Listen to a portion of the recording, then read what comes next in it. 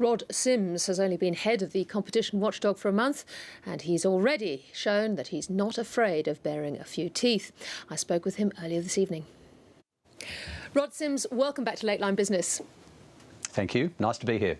Well, you're 4 weeks in and you've already caused quite a big slump in the Telstra share price today. These important changes, it's no surprise really, because these are changes which I reckon could seriously impact Telstra's revenue model. Oh, look, I'm not sure about that, Tiki. If you think about the sort of changes that we're suggesting today, one of them's technical, which is a compliance plan, which that won't cause them a problem. Another one is the concern that Telstra and NBN don't change the definitive agreements in a significant way without coming back to us.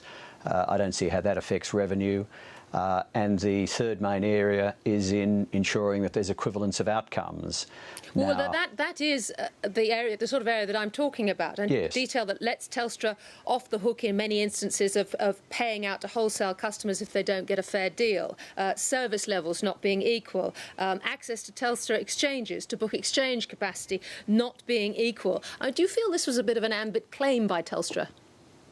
No, look, I don't actually. I think Telstra tried to deal with each of the issues to bring about equivalence, but what we're talking about is it's mainly equivalent about non-price outcomes, Tiki. It's if you ring up and try to get a new phone put on or get your phone repaired, you want to make sure that whether you're a Telstra customer or not a Telstra customer, you'll get it repaired in a like time.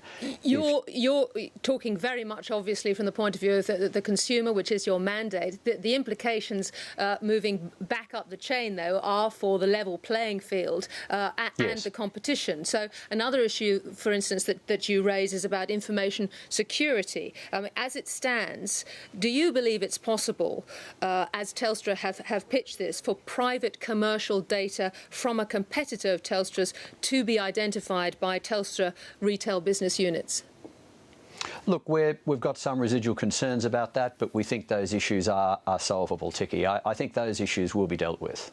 All right. My view. Another area that you bring up where you've got issues, Telstra ring fencing of its wholesale, retail and network services units. The way you've written it, it would seem possible for somebody like Dina Schiff, a senior manager, to actually walk across those business units, which would seem to be counterproductive to what they're trying to achieve.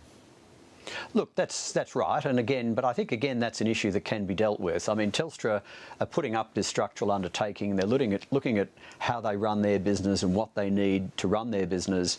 We're looking at it from the flip side and identified a number of things that need to be addressed. But I think the sort of things you're talking about can be. These are all the sorts of issues that Telstra's competitors complain about in the existing market, the big gorilla flexing its muscles. Now, from your point of view as a regulator, this is your opportunity during this transitional period to set the ground right. So there's a lot at stake for you, isn't there? Oh, that's right. I mean, this is the time when we need to get it right. Once it's set in place, then it's done right through the transition period. So, no, this is the key time. This is why we've taken this very seriously. This is why we've set out in the discussion paper as clearly as we can all of our concerns. Exactly right. And you believe that these are concerns that Telstra can easily address at no damage to Telstra on the profit front? Let me put it this way, Tiki. There's a range of specific issues, some of which you've mentioned, that we believe Telstra can address. We don't see why they do particular damage to Telstra. What we're saying, though, our main concern is that we need an overarching undertaking as to the equivalence of treatment of Telstra's competitors vis-a-vis Telstra Retail.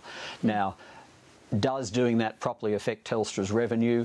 It depends what you think the alternative case is. But you've also got concerns about Telstra and NBN Co down the track being able to vary arrangements in a way that won't need further scrutiny by the ACCC. I'm just thinking of an example where perhaps Telstra could somehow restrict NBN Co's behaviour at the expense of other internet service providers. Is that the sort of thing you're looking at? That's not an example that's occurred to us, but that's conceivably something that could happen. We're simply saying, I think, Ticky, in a very straightforward way, that if we're signing off an agreement now and then that agreement is changed in a significant way, well then they need to come back to us. We think that's a pretty straightforward point. On the other hand, you're also concerned that Telstra won't be allowed to promote wireless services to compete with NBN Co services, or indeed offer HFC, so high fibre cable services, to new channel providers. Now, that goes to the deal between Telstra and NBN Co. Presumably, Telstra is in quite a difficult position to try and change that. Well, both Telstra and NBN have a stake in these agreements, but the question of what you do with wireless, we just need to make sure that there's nothing being agreed to here that's not in the interests of competition and customers, and so we're putting that up as an issue. Likewise, Telstra, likewise no other people getting access to use the HFC in the way you mentioned is something we're flagging as well. We'll see what other people think about that. I mean, this is a 28-day discussion period. It'll be interesting to see how others react to that. I'm sure everybody's going to have an opinion. Rod Sims, thank you very much for joining us this evening. Not at all, Ticky. Thank you.